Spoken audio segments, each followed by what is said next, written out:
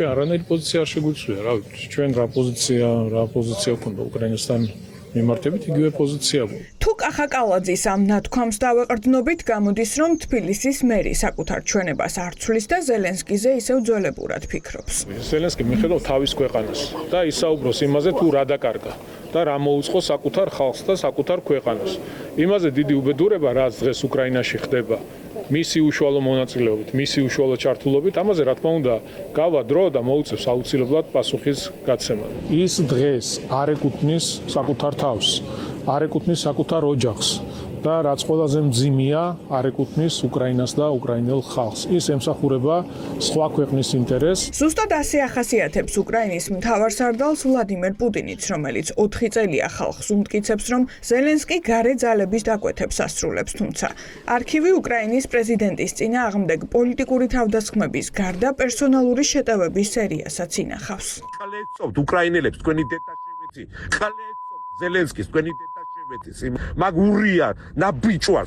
ამ სასტარტო პოზიციიდან იწყებს ურთიერთობების გადატვირთვას ქართული ოცნება კიევთან. თუმცა ივანიშვილის პარტიაში ზოგი სულაც არ ფიქრობს, რომ საქმე პარტნიორული კავშირების აღდგენამდე მივა.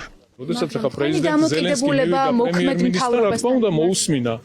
კონდა რაღაცა საკითხები და მოусმინა პრემიერ-მინისტრმა და ჩვენ რაზე ესაუბრებით იმ პოლიტიკურ გუნდს, რომელიც არის დამნაშავე? საჭირო იქნება ამის გაჟღერება ჩვენი მხრიდან ან მათი მხრიდან, ეს უნდა ცხადი გახდება და გაიგებს ყველა და ამ ეტაპზე არაფერი განსაკუთრებული. ნაბიჯს ისევ უკრაინა დგამს. პირველი პირების შემდეგ კონტაქტი საგარეო საქმეთა მინისტრებს შორის შედგა. მაკა ბოჭორიშვილს უკრაინელმა კოლეგამ დაურეკა.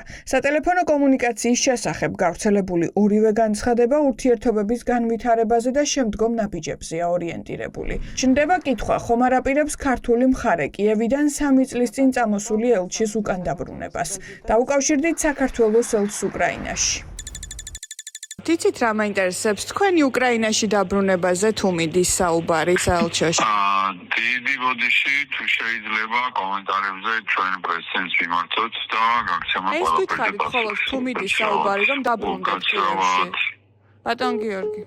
თბილისი დათმობებს კიევისგან ითხოვს. ოცნება გვემტკიცებს, რომ უკრაინასთან ბოლომდე მართლები არიან და საბოდიშოც არაფერი აქვთ. როგორც ჩანს, ქართველი დიპლომატის კიევში დაბრუნების საკითხიც უკრაინული მხარის მოსაგვარებელია. ელჩის საკითხი შესაძლოა იყოს ერთ-ერთი ელემენტი. ჩვენი ელჩი იყო იქ ბომბები ცვიოდა მართლა და არ გამოსულა და იდგა ვაშკაცულა და გამოაპანღურეს. იმას კი არავინ არ კითხულობს, უკრაინამ აღიარა ის რომ ელჩის გამოგდება არასწორი იყო. ჩვენ ბოდიში არავისთან მოსახდელი არ აქვს. უკრაინაში საქართველოს ყოფილი ელჩი ვარაუდობს, რომ კობახიძე ზელენსკის საუბარი ევროკავშირთან შეთანხმებით შედგა. ვალერი ჩეჩელაშვილი მთავარ მიზეზებს ჩამოთვლის, რის გამოც საქართველოსთან ურთიერთობა უკრაინის ინტერესშია.